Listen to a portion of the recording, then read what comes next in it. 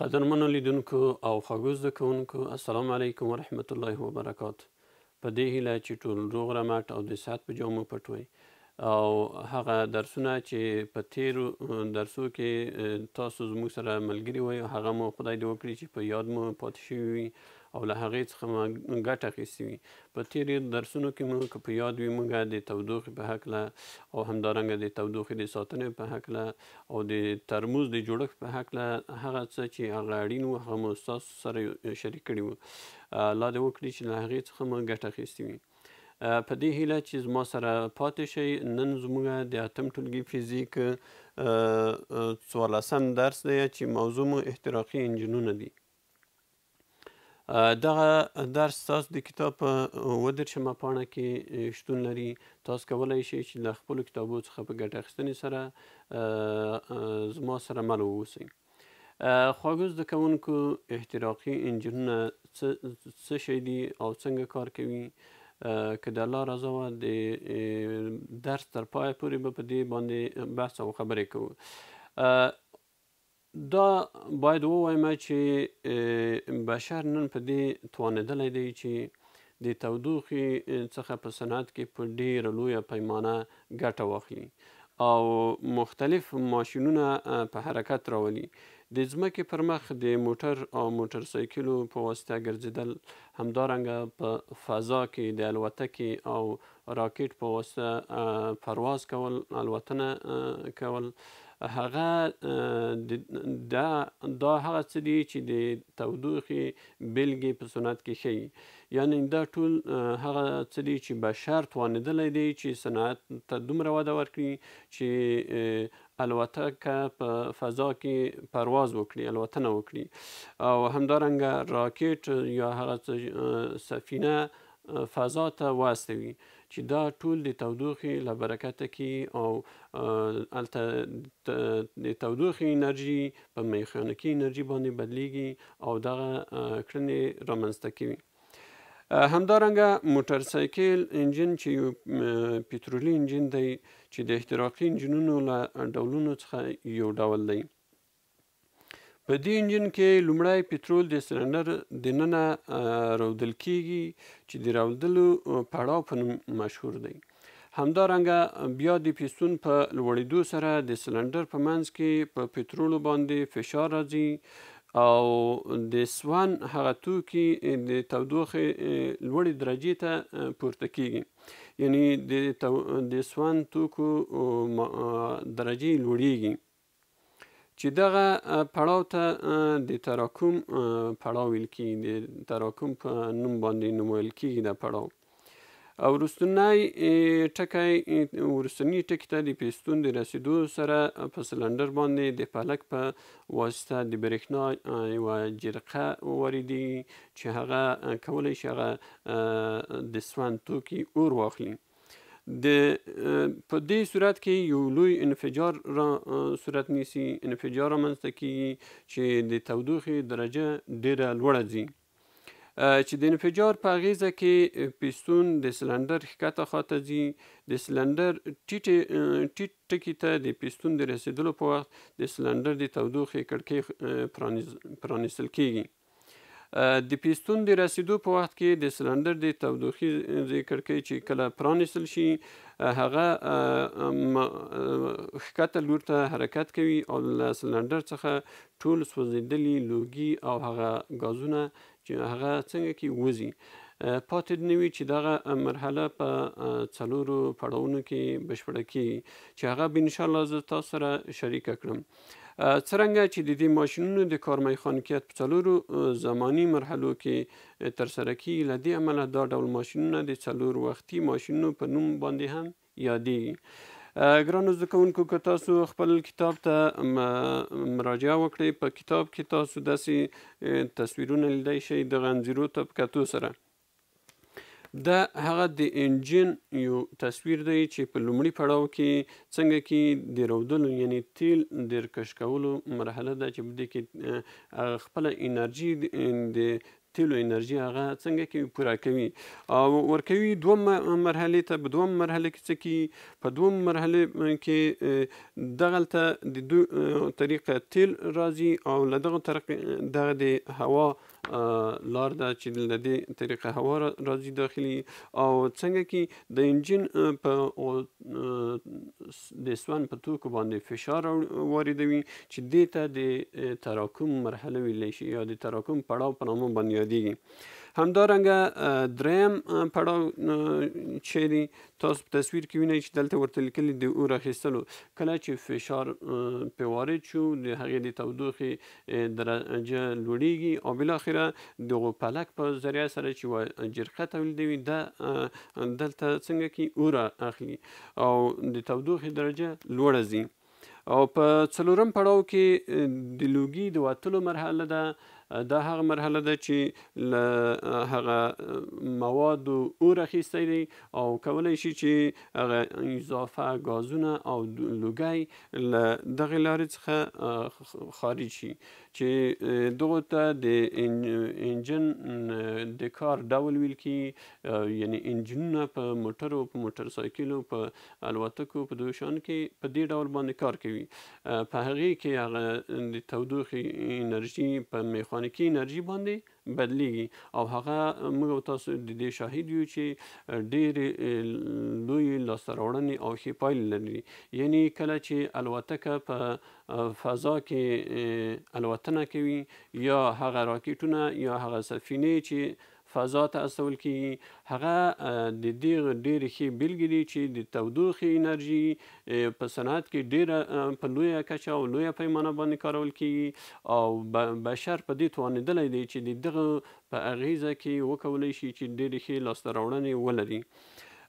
ګرانو زده کوونکو دا د انجن په هکله باندې څه ناڅه معلومات و او پاتې دې نه وي چې د دویم څپرکي کې د پای برخه ده. باید ووایم چې د مرستې په ډول باندې زه ستاسو سره تمرین هم کاروم تر څو چې په دې سره وتوانېږم زه د څپرکي په لنډه ډول باندې تکرار وکړم. راځو د تاسو د کتاب په 40مه پاڼه کې د دوهم څپرکي د پای تمرین دی.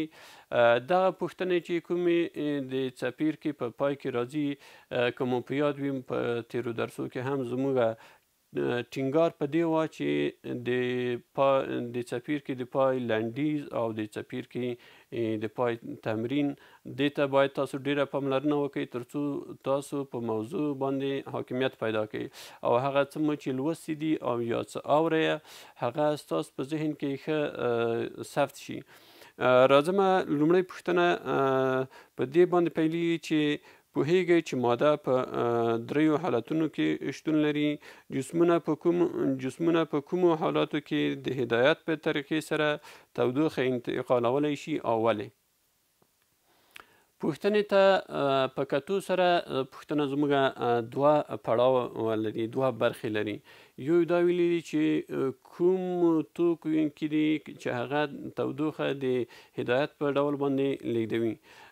که مو په یاد وي د هدایت له لارې د تودوخې لیږد موږ داسې تعریف کړی وه چې هغه په جامداتو کې صورت نیسي. هغه ذرې او هغه اتومونه چې د تودوخې د سرچینې سره په تماس کې دي هغه تودیږي او خپل مجاور اتوم ته هغه انرژي د اهتزاز په ډول باندې لیږدوي او د هغو ذرو حرکت ګړندی کېږي او یو د بل سره ټکر کوي. د دغو ټکر په پایله کې هغه د تودوخې انرژي کولی شي چې له یو اتوم څخه بل اتوم ته ولیږدول شي او هغه اتوم هم بل اتوم ته لیږدوي. دغه پړاو او دغه پروسه ادامه پیدا کوي تر څو چې په هادي کې تودوخه ولیږدول شي او د هادي مختلفو ټکو ته تودوخه ورسیږي. دې ته د تودوخې لیږد د هدایت په ډول یا کانډکشن چې ورته ویلی شي علمي اصطلاح کې ورته کانډکشن ویلی شي په طریقه باندې صورت نیسي. خدای دې وکړي چې دا مو په یاد وي او په یاد مو پاتې شي وي.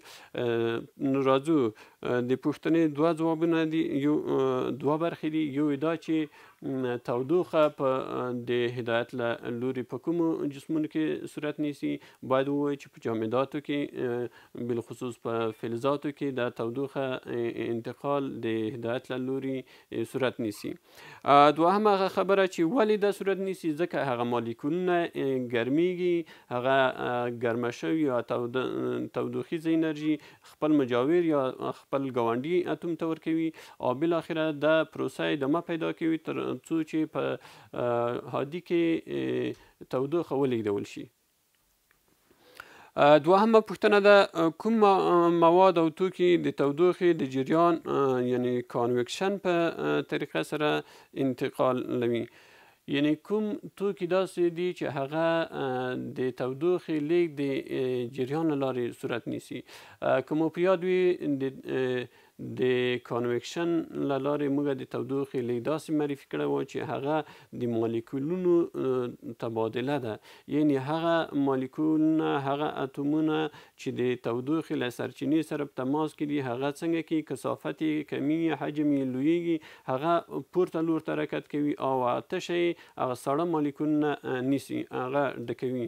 هغه تشه یې د سړو مالیکولو په ذریعه سره ډکیږي چې دې ته د کانویکشن طریقه ویلی شوی چې په مایعاتو او ګازونو کې ترسره کېدله. لکه د بخارۍ چې په یوه کوټه کې ولګوو، د بخارۍ په ذریعه سره ټوله کوټه ګرمیږي. یعنی هغه هوا چې د بخارۍ سره په تماس کې ده هغه څنګه کېږي، هغه پورته نقلیږي او ځای سړه هوا نیسي، بالاخره د جریان پیدا کوي او د ټولې کوټې هوا تودیږي. خدای دې وکړي چې پوښتنه مو په ذهن کې پاتې شوې. همدارنګه بله پوښتنه داسې ده چې دریمه پوښتنه، آیا د تودوخې انتقال د تشعشع په شکل له خلا څخه تیریږي؟ مثال یې ووایي. بلې چې لمر د تودوخې یو ډېره لویه زیرمه ده. موږ ښودلي وو چې لمر په یوه ثانیه کې د 3 میلیونه ټنه بنزینو په اندازه باندې ځمکې ته تودوخه ورکوي. په هره ثانیه کې لکه 3 میلیونه ټنه بنزین چې موږ وسوځوو، له هغې څخه چې څومره انرژي تودوخیزه انرژي لاسته راځي، لمر یې په یوه ثانیه کې ځمکې ته ورکوي. هغه د لمر انرژي د خلا څخه هم تیریږي او کولی شي چې بدون د مادي محیط نه هم هغه حرکت وکړي. همدارنګه بله پوښتنه داسې ده چې له تودوخې څخه د کار اخیستنې د څو مواردو نومونه واخلئ. په دې باندې تاسو ټول پوهېږئ چې د کور د ګرمولو او همدارنګه د موټر سایکل، لکه په همدغه درس کې مې چې وویل په صنعت کې د تودوخې څخه ډېر په لویه پیمانه باندې کار اخیستل کېږي، حتی د احتراقي انجینونو او همدارنګه د راکټو د سفینې استول فضا ته، دا ټول ښې بېلګې کېدای شي.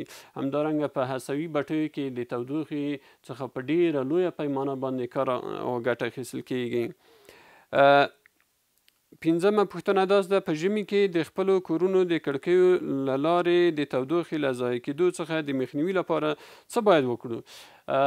پاتې دې نه وي چې زه لنډ ځواب باید ووایم چې هغه منفذ یا مجراوې چې هغه له بیرون سره په اړیکه کې دي هغه باید بندې شي او موږ وکولی شو چې د تکې په واسطه سره، د پلاستیک په واسطه سره د کړکۍ هغه مجراوې منفذونه بند کړو تر څو د ننه تودوخه بیرون ته ونوځي او د بیرون سړه هوا د ننه جریان پیدا نه کړي. همدارنګه بله پوښتنه ده چې د کوم اجسام د هدایت په طریقه د تودوخې ښه هادي دي؟ دا څلور ځوابه پوښتنه دي، لکه مخکې چې هم ځواب شوه. یعنې جامدات د تودوخې لیږد د هدایت په ډول باندې ډېر ښه قابلیت او وړتیا لري. د لمر د تودوخې انرژي په کومه طریقه باندې ځمکې ته رسیږي؟ تاسو معلومه ده چې د تشعشع له لارې، لکه په تیر پوښتنه کې هم دا تشریح شوه، د تشعشع له لارې د لمر انرژي ځمکې ته رسیږي. خدای دې وکړي چې له درس څخه مو ګټه اخیستې وي او هغه څه چې مو وویل هغه مو په ذهن کې پاتې شوي وي. په دې هیله چې تاسو له درس څخه پوره ګټه واخلئ. د څپرکي د پای لنډیز هغه ستاسو کورنۍ دنده چې هغه به په یاد لرئ. تر بیا چې ستاسو چوپړ ته حاضرېږم، تاسو په لویه بښونکي خدای سپارم. وخت مو نیکمرغه.